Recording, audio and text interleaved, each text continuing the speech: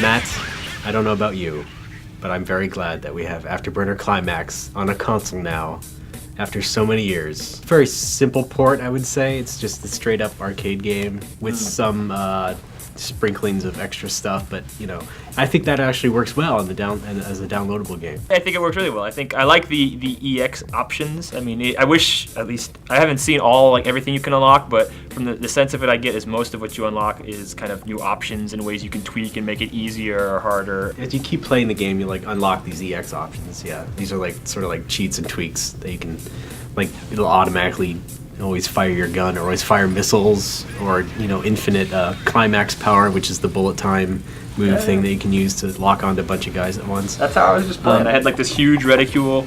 I had infinite climax. I died a few times that I shouldn't have, even with all that.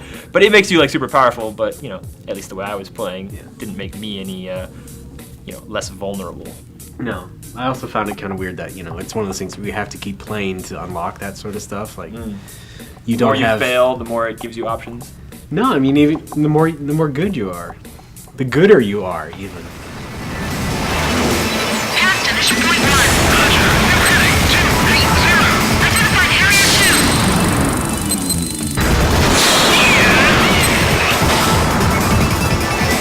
And at 12 o'clock road. Next time, I'm here on vacation. Break! That's it. And 10 o'clock. And 2 o'clock. One of the things I always liked about Afterburner is kind of the variety of stages. You'll see this new area and it's really pretty, and then 10 seconds later you're done with it and you're on to the next thing.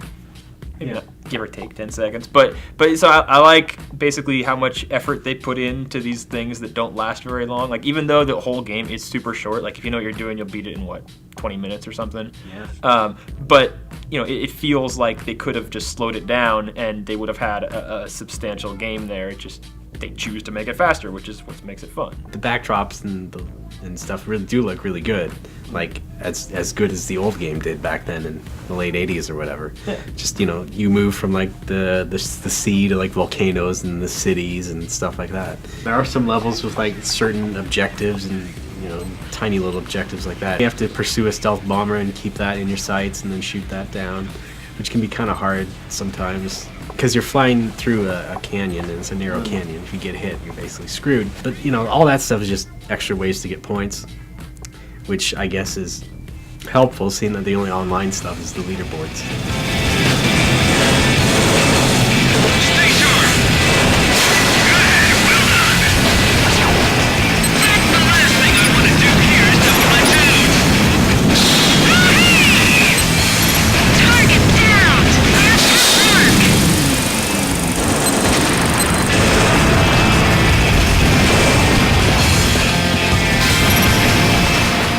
So the big difference between this and the arcade one is there's no cabinet. You don't get to move around. It's not a ride. No. Even though most of the time I saw those in actual arcades, they were broken anyway. I actually did play it with the Hori flight stick that they made for Ace Combat 6, which is actually supported in Climax. You can play it fine, but it actually it made the game more accurate to the arcade and in a way harder as well. The weird thing is I was actually feeling it was more easy playing it with the gamepad because I could move more quickly and just abuse the boost systems and stuff like that. If you do want that realism, go ahead and try the flight stick if you haven't already. I'm just happy that in this era of 2010, we can get games that you used to have to pay $50 for 10 or 15 bucks. You're right. I agree with you. That I'm glad it's just here in some form at all. Downloadable's fine. I would have paid $50 for it because that's how awesome this game is. But I'm just glad it's here, and it's affordable for sure. And I do think this is kind of the future of downloadable games, because you get these sorts of niche games, arcade games that you haven't seen in a while, sort of pop up again in ways that are more viable than they would have been even a few years ago. So the past is the future? Yes.